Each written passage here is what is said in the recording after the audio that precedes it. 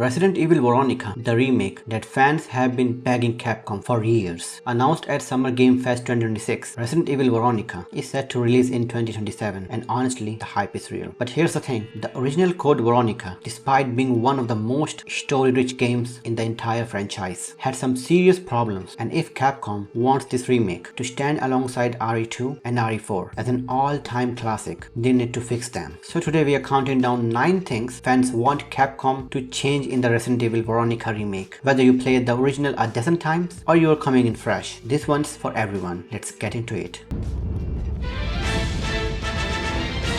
Starting off at number 9 with something that has frustrated players for over 25 years. In the original Code Veronica, there's a Tyrant boss fight in a plane that hits you completely out of nowhere in the middle of the game. The catch, if you've been careless with your ammo, if you just played naturally and used your resources, that fight becomes nearly impossible to beat. And here's what makes it even worse. The game lets you have save right before it. So if you save at the wrong moment with no ammo left, you are stuck. There's no way forward. Your run is over. That's not difficulty. That's a design flaw, and it's one of the most commonly cited reasons why players bounce off this game back in the day. In the remake, fans want Capcom to rebalance this fight properly. The way they handle boss pacing in RE2 and RE4 remake make it challenging, sure, but make it fair. Looks cool, huh?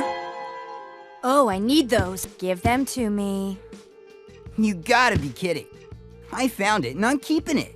Alright, number 8. If you played the original, you already know exactly where this is going. Steve Burnside, the co-protagonist, who you spend a significant chunk of the game with alongside Claire, and in the original, he's not that great. Bad voice acting, an irritating personality, and a character arc that never quite lands the way it should. Fans have been dunking on Steve for years, and for good reason. But here's the thing, Steve's story on paper is actually tragic. He's a kid who watched his own father get turned in a monster. What's wrong, Steve? Shoot him!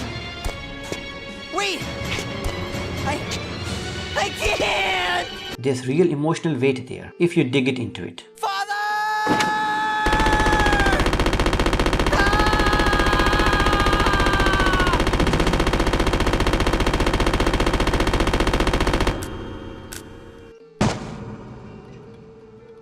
Father! Father! Father!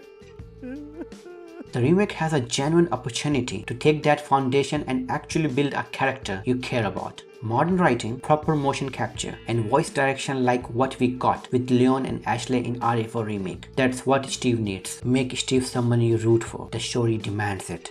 Number 7, and this one is less about story and more about how the game actually feels to navigate. The original Code Veronica had a map and level layout problem, unlike the tight, purposeful design of Raccoon City Police Department in RE2, where every backtrack felt intentional. Code Veronica often had you running back and forth across massive areas with very little clear direction. It's one of the most frequently criticized aspects of the game in fan communities. The flow just wasn't there. Now compare that to what RE2 and RE4 remake did. Both games had this incredible sense of spatial design. You always had a reason to backtrack. You were always discovering something new. The world felt alive. That's what Rockfort Island had the Antarctic base deserve. A designed layout that rewards exploration rather than punishing it. Okay, number 6. And I have to be honest, this one is a little painful and little hilarious at the same time. The original game's voice acting is legendary, and not always for the right reasons. Alfred Ashford, the main villain for most of the game, delivers some of the most unintentionally comedic lines in survival horror history. There's a scene where he lets out this extended, anguished cry that sounds less like a grieving villain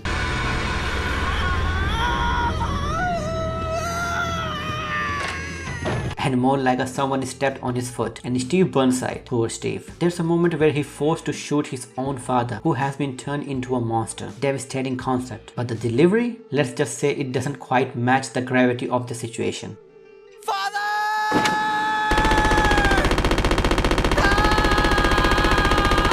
Look, this was 2000. Production standards were different. But in 2027, with this kind of cinematic quality Capcom has shown in RE4 Remake and Requiem, these characters deserve writing and performances that actually make you feel something. The story of Code Veronica is generally dark. The remake should let it breathe.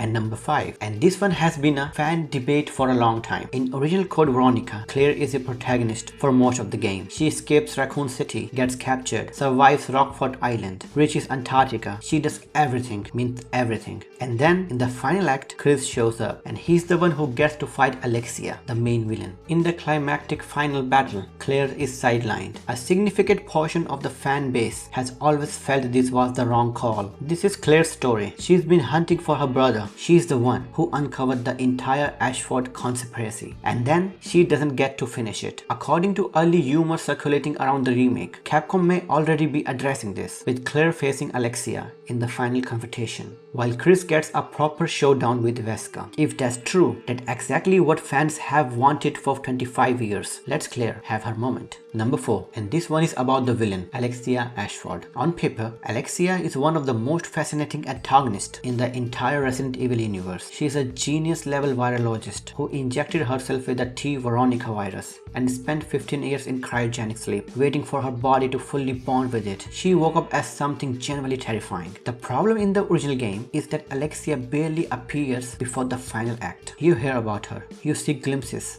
but by the time she actually in front of you as a threat, there's very little time for the game to make you feel the weight of who she is. Compare that to how Sadler was handled in RE4 Remake and how the game built up the threat of the village throughout the entire experience. That slow burn dread is what Alexia deserves. Give her more presence throughout the game. Let her maniac build. By the time fans reach that final confrontation, they should feel like they've been running from something truly unstoppable. Number 3, and this is about the overall tone and direction of the remake. One of the things that made RE2 Remake so special was how it leaned completely into horror. Mr. X stalking you through the police station, the constant resource pressure, that feeling that you were always one wrong move away from disaster. Code Veronica in 2000 had genuine horror moments. The island setting is genuinely creepy. The Antarctic base is isolating and tense, but some of the campier story elements and the dated presentation softened that edge significantly. Early details around the Resident Evil Veronica Remake suggest Capcom is leaning heavily back into survival horror, which is exactly what fans want to hear. Rockfort Island should feel like a nightmare. The Antarctic base should feel like being truly alone at the end of the world. If Capcom gets the right, this could be the scariest RE game in years. Number 2, and this is the one that could single-handedly define whether this remake becomes legendary or just good. Rockfort Island, a remote prison facility run by Umbrella. It's where Claire is sent after being captured in Paris. It's where the outbreak begins. It's the opening act of the entire game. In the original, the island had atmosphere, but the technical limitations of the year 2000 meant it never fully realized its potential. It's a prison island. That concept alone should be terrifying. Think about what Capcom did with the Raccoon City Police Department in RE2 Remake. Every corner had history. Every room told a story. The building itself felt like a character. That's what Rockfort Island can be. Cramped prison corridors, a research wing hiding something monstrous, the sound of the ocean and nothing else. Built on the RE engine with the lighting and environmental details Capcom has mastered, Rockfort could be the one of the greatest horror setting in gaming history. This is the stage, set it properly, and everything that follows hits harder. And we are at number 1, the single most important thing fans want from this remake, Albert Wesker. In the original Code Veronica, Wesker's return from the dead is one of the biggest moments in the entire Resident Evil franchise. He was presumed dead after the events of original game, and then he walks back in, enhanced, superhuman, and completely in control. His confrontation with Chris in the original game, where he physically overpowers him, throws him across the room, lifts him off the ground with one hand, is meant to establish that the rules have changed. Wesker is no longer just a villain, he's something else entirely. The problem in the original, this sequence didn't always land the way it should have. The presentation, the voice direction, the staging, it was good for 2000, but it needed to be great. This is the moment that sets up everything that follows all the way to the Resident Evil 5. This is the scene that needs to make you jaw drop. With the RE engine, modern motion capture, and the dramatic weight Capcom has shown they can deliver, Wesker's return in the Resident Evil Veronica remake has the potential to be one of the greatest villain reintroductions in gaming history.